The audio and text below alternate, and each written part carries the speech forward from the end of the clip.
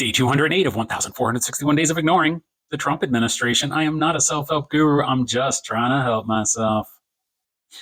Look, I saved my uplifting commentary for 1,461 Days of Ignoring the Trump Administration, but since the timing is right, as the leader of the Trump administration is in the air on his way back to Washington, D.C. after being humiliated once again by Vladimir Putin, I have to admit it is just so embarrassing to be a citizen in a country that would vote someone who is this stupid into the presidency twice. And it's not even because of how personally stupid he is. It is because the people who voted for him are so stupid. Will you people who voted for this moron please get up tomorrow morning and look in the mirror and say, you know what? I'm tired of being stupid. I'm going to go ahead and say it. I'm dumb. And I don't want to be so dumb. So I'm going to do something about it because my brain has a capacity that I am not using. And one of the reasons you know I'm not using it is because I voted for Donald Trump.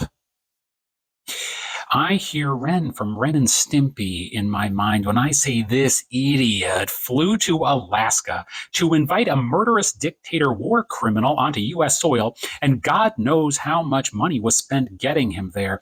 Just know, dummies, that when you are getting up and voting for this idiot, you are basically saying, here, Daddy, here's my wallet, here's everything, take it all, Daddy, take every little penny, Daddy. That is what you're saying because that is what he's doing with it. He's going to build a ballroom. And you know who's not going to go in that ballroom? You're not going to go in that ballroom. You ain't going anywhere near that ballroom. And if you try to go near that ballroom, you would be taken care of. And you could scream, but I voted for Daddy. I voted for Daddy. This idiot spent all that taxpayer money to go to Alaska to do nothing. To do nothing except invite a murderous dictator onto U.S. soil and have him laugh in his face and lie and say they're making a deal when you know there is no deal because the only deal for Putin is to take back Ukraine. That's it. People like Putin must be defeated. That is the only deal.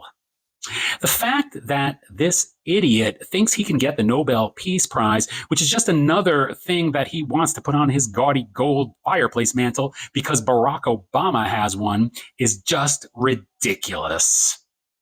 Get up tomorrow, look in the mirror, make an evaluation, and start to ignore the Trump administration.